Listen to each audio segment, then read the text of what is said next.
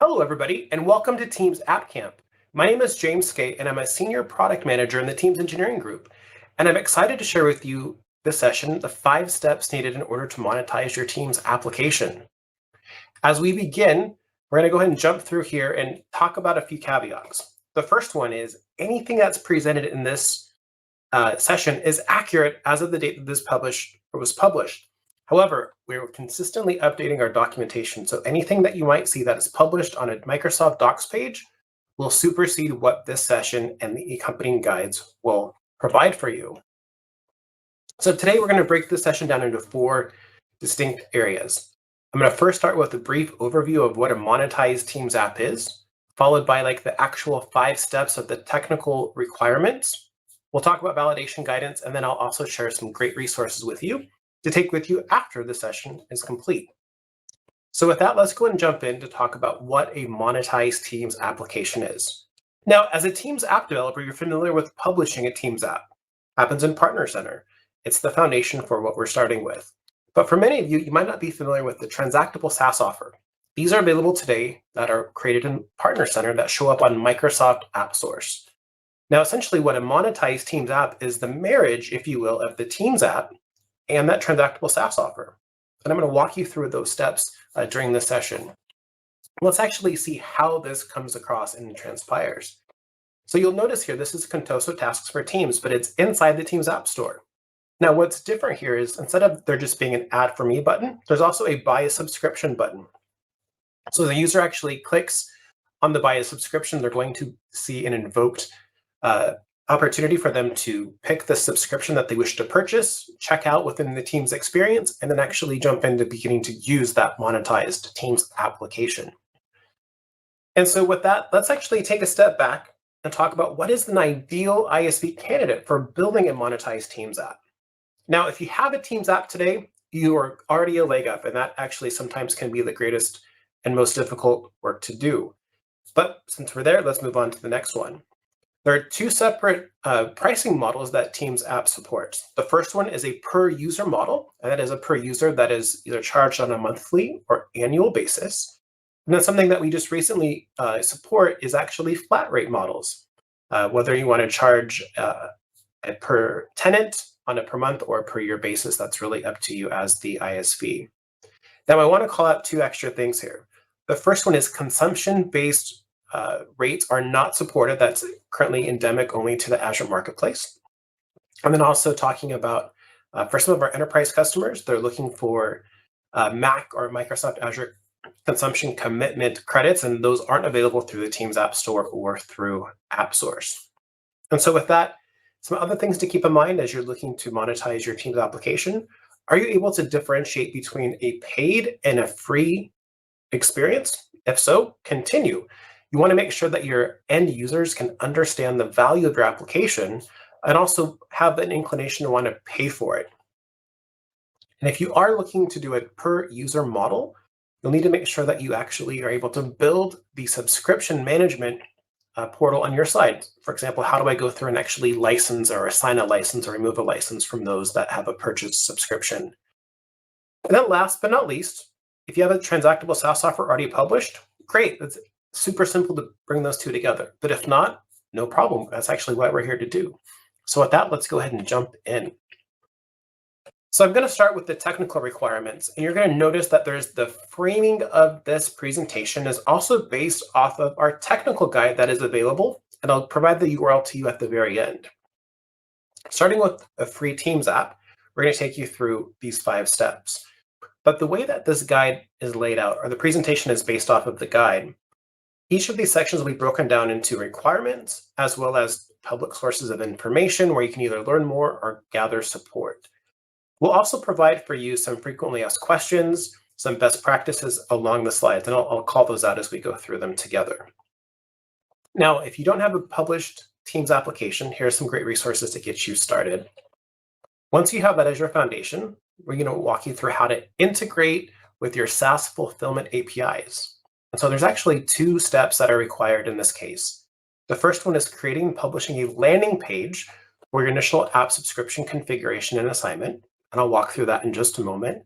Then the second one is creating and publishing a webhook that's going to manage the subsequent market requests to provision, update, and cancel subscriptions. And I'll talk more about that in just a moment. Let's go ahead and dig in to see what that means. Now, in this example, we can see a user is completing a purchase, and in this case, from the Teams App Store.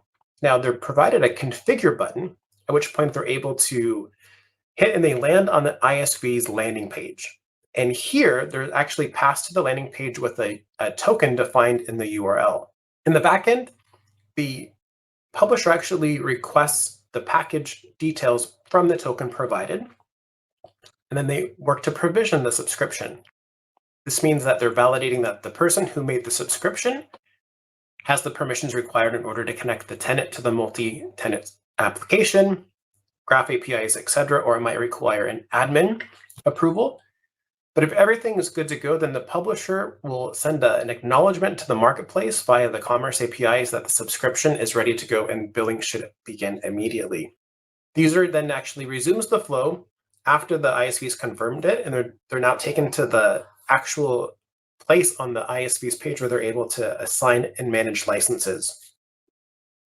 And then last but not least, on number 5, this is the subsequent webhooks that will come through and update the subscription as credit card information changes or as people add or remove licenses.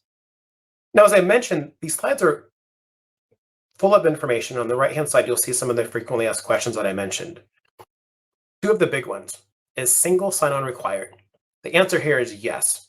Azure Active Directory is required, and so make sure that you're following the documentation that's provided. And then second, what is a token?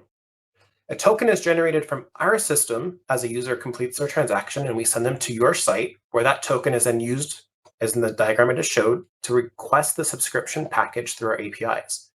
It may be pretty seamless, but sometimes people just get hung up on the terminology. Next, I show this not as a guide to follow, but as more of a principle.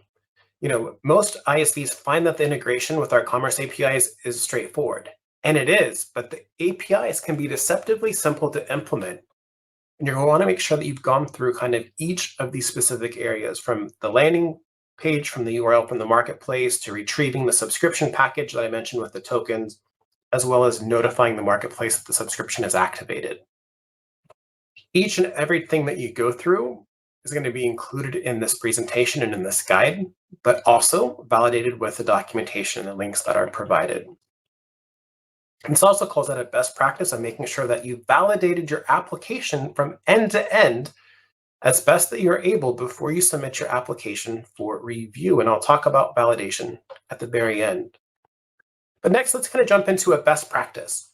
Now, someone's purchased a license or a subscription, they're then sent to your landing page. And in this case, the user clicks on configure, at which point you're going to see a landing page here. And this is just a mock-up. This is a suggestion of what the landing pages might or could look like. The first one is an opportunity for your customer to be able to assign licenses. This is a requirement if your offer is a per user model. Optional, a place for them to learn more, whether it's a product tour, documentation, etc. And then last but not least, the opportunity for them to reach out to support if they have any questions or concerns about the subscription that they purchased from your offering. Now, the next step here, and this is just a best practice that I've gleaned from multiple conversations with partners, is how do you alert end users that they've had a subscription license given to them? Case in point, you might be a departmental head, you bought 100 licenses for your group. By going into the ISV's landing page, you've just told the system, I want to assign these licenses to these users. But unless the developer actually takes action, the user is not going to have any notification or idea that there's been something assigned to them. And in this example, you can choose to either provide a text message through a chatbot or even through an email, or you can do both. But essentially, think about from a developer perspective, how do you alert your end users that have a new license that there's something for them to take and actually do? Again, not a requirement, but considered a best practice.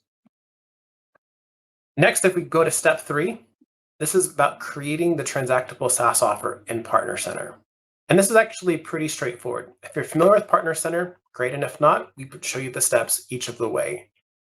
Breaking down the requirements into 3, the first one is to create that new transactable SaaS offer, which I'll show you in just a moment. Next, we want to specify the offer details. These are things like the description, the pricing, the webhook and landing page that you've created from the prior steps, as well as the ability for you to preview and test your offer with the dedicated preview audience. And let's talk about each one of these next. Where do we begin? So in Partner Center, you go ahead and create a new software as a service. You'll enter an offer ID that will come into handy later, as well as an offer alias. And we'll click Configure. Now, in this step, we're going to go through multiple steps. And so the first one is we want to tell Partner Center that you would like to sell, or have Microsoft sell and host transactions on your behalf. If this is not marked yes, the rest of the information that's provided is not going to make sense because the offers presented will be different. So in this case, make sure that you would like Microsoft to host and manage transactions on your behalf. Next, here's where you're able to improve discovery in the marketplace by specifying the category and industry or vertical most appropriate for your application. You can do two. Now, you want to be careful here because some of the primary and secondary categories can actually be applicable to the AppSource marketplace, but also the Azure marketplace. So you'll want to make sure that you're looking at the appropriate documentation to make sure that they're showing up where you want them to accordingly. Next, here's where you're going to put the branding for your application, your logos, user-facing materials, descriptions of your application, screenshots of the experience, as well as to provide some keywords that'll help discoverability within the marketplace itself. And then next, as I mentioned, we're going to define the preview audience. Now, in order for you to validate your application, you don't want to have your transactable SaaS offer available for the public to see or even to be able to purchase. As a best practice, we suggest that developers will either create an offer with the free trial or with the $0 or $1 offering, and then you can actually test it before going live. And I'll go into the details about specifying pricing in just a moment. But it's important on this note, on this slide, to keep in mind that the email addresses that you provide here are the ones that are able to not only see the transactable offer in preview status inside of AppSource, but also for future validation if you were to sideload the application within Teams. So with that, let's go ahead and jump into the technical configuration side of this section. Now, remember those landing pages and webhooks that we talked about? We need to have those URLs provided here within number 1 and number 2 on the slide. In addition here, you'll want to make sure that you have your Azure Active Directory tenant ID and then your directory application ID handy and provided, and include them here as well. Now, next, we're going to jump into the plan overview. Now, we're creating one offer for that application because you can have one application per one offer. However, each offer can have multiple plans. Now, in this case, think about it as a basic, premium, or enterprise. Now, you're able to create as many plans as you want to per your offer, but keep in mind that you want to make sure that you're providing some level of strategy around doing so. In this case, we're going to enter our plan name, plan description, and click Next. Under pricing and availability, this is where we're going to actually define the crux of our application transactable offer. Now, the first step here is to define the markets. Now, you'll notice that clicking here, I'm presented with an opportunity of defining markets in which I want my offer to be available for transaction. Here's where you'll select those markets. Now, before you do, please note that you'll see here on the screen, there is a select only Microsoft tax remitted option. And for those countries where Microsoft collects and remits tax on your behalf, they're denoted with some iconography on the right. If you choose countries that are not checked or defined by Microsoft for collecting and remitting tax on your behalf, it will be up to you as the partner to collect those taxes and remit on your own behalf. For those countries where Microsoft does it for you, it's just like it sounds. There's nothing for you to do at all, just other than transacting through the marketplace as we have done and will do in the future. Now here is where you also will define your pricing model, flat rate or per user. You also have the opportunity of defining a minimum and a maximum number of users. Now, an example where that might come into place is if you were to have a price point-based licensing approach. For the first 50 licenses, you might have it priced at $10, and for 50 to 100, you might have it priced at $8. You would want to create in each plan for those own separate thresholds where you would define the min and max number here. In addition, you can define if you want to sell your SaaS offer on a monthly basis or on an annual basis. Now, as a best practice, again, we encourage ISVs to consider providing a slight discount for those that actually will pay for an entire year upfront. And one thing to note, the prices that are entered in this slide here is for a USD or US dollar denomination. If no action is taken, Microsoft will automatically use the given currency rate and adjust those rates for the individual markets selected on the right to land respectively inside the country. If you'd like to provide granular level pricing per region and per currency, you're able to do so by exporting the pricing data, modifying it in Excel, then importing the pricing data back into the system. Now, last but not least on this slide, you're also able to define a free trial. The free trials essentially allow you to have customers be able to complete a transaction for your offer, but their first 30 days are free. If they take no action during those first 30 days, then on day 31, their transaction will be billed. If you choose to do this, just note that subscriptions are going to happen on day 1, but your first month will be free for the user, and then they'll be charged shortly thereafter. Now, the final step here is you want to publish your app offer in the marketplace. Now, you'll notice here that there's some information here showing you the steps that you've gone through up till now and from validation in terms of the purchase flow, the test driving of the data validation, provisioning, etc. At this point, you're going to want to click Go Live, and it's going to go from the top to the bottom where you can see that some certification and validations are happening automatically. It's super important to note that the validation at this point is only for your transactable SaaS offer. It does not include any validation on your team's application. We'll talk about that shortly. Now, your offer might be done, but the app monetization is not. So it's important that we still need to do some linkage in order to have these show up together. Now, the first step here of step 4 is we want to link your application via 2 areas.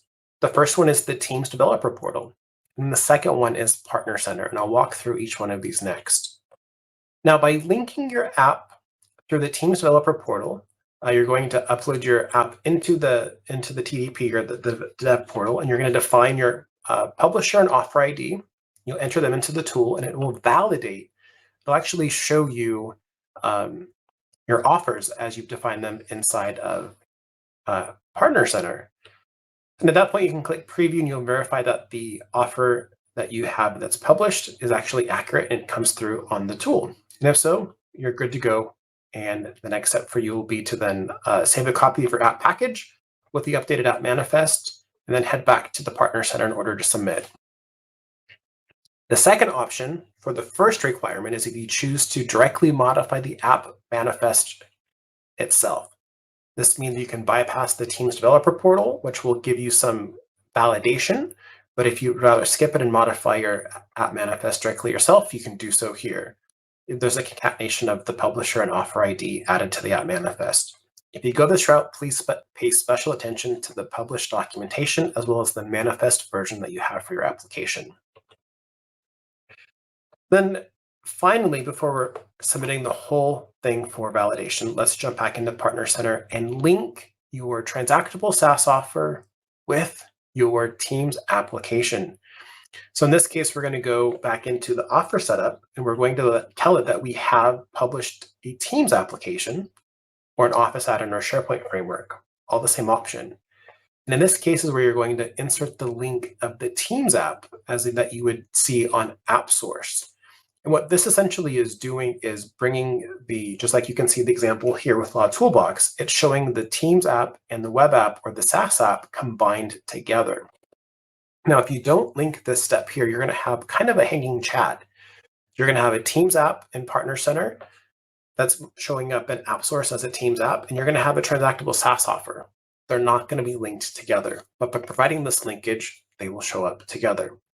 Just like if you were to not update your app manifest on the prior step, you publish your Teams app. In the Teams App Store, it's going to show you your app, but it's only going to allow you to add it. There's not going to be a buy a subscription button. By updating your app manifest to include your offer and publisher ID, it links those two together. So it's important that you do both steps such that your transactable SaaS offer and Teams app show up together in App Stores, but also that that buy button shows up next to your Teams app in the Teams App Store. So let's move on to step number 5 here. And this is actually submitting your app for validation and publication. Now, I want to share some best practices here. Now, the package that you downloaded from the Teams developer portal has your updated app manifest, as well as your application itself. And inside of Partner Centers, where you're going to want to go through and submit it for revalidation of your or republication, depending upon the state that you're in. Now, there's a super important best practice that I've gleaned from working both with ISVs, but also with our internal validation team. And that actually is related to providing additional notes for certification. Now, if there's something that is outside of normal when it comes to testing your application, please make sure to note it in this section. If you want to include a link to a PDF or a guide or even a pre-recorded walkthrough, please do so, but make sure it's available via publicly accessible service, but provide it into this text box here. But before you do, let's actually talk about validation guidance. Now, I want to call out a few things here. We're all familiar with how app stores are governing monetization of in-app purchases as well as subscription purchases in general. And we need to make sure that we're honoring those. So any purchase that happens from a mobile device needs to make sure it's going through the respective app store. Specifically said, a Teams application cannot link a user from a Teams application on a mobile device to a store that is not produced or provided by the device manufacturer, whether it's Google Play Store or the iTunes Apple App Store. You must make sure that if you are providing linkage from your application to a storefront, that you are doing so in a web experience or like a native desktop application. In addition, here are some common steps for validation. And by the way, the first one also goes back to the purchase experience on mobile. It is defined in our marketplace listings here. So make sure that you've gone through and you're looking at not only the commercial marketplace policies for SaaS offers, but also the same thing for our published Teams apps. Like the governance is there. Just make sure that you've seen the latest. Next thing to include here is that if you have an unsupported license model, it's not a flat rate or per user. You're likely going to get rejected. Include information here about why it's relevant or it's important and how it will be supported given the constraints of our system. Something that we're seeing more and more of due to acquisitions or partnerships is a mismatch between the offer, the app, or the publisher. And it's important that the publisher and offer described in Partner Center clearly match to the application that you're looking to link. In addition, I talked about that text box. Before validating, it's important to provide any additional details for either a setup environment or test or whatever is going to be needed for the validation team to understand how to use and operate your application.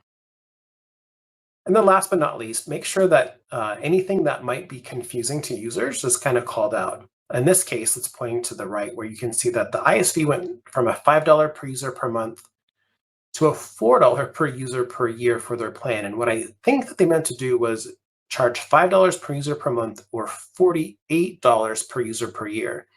And in this case, they meant to give a $1 per month discount, but it showed up incorrectly.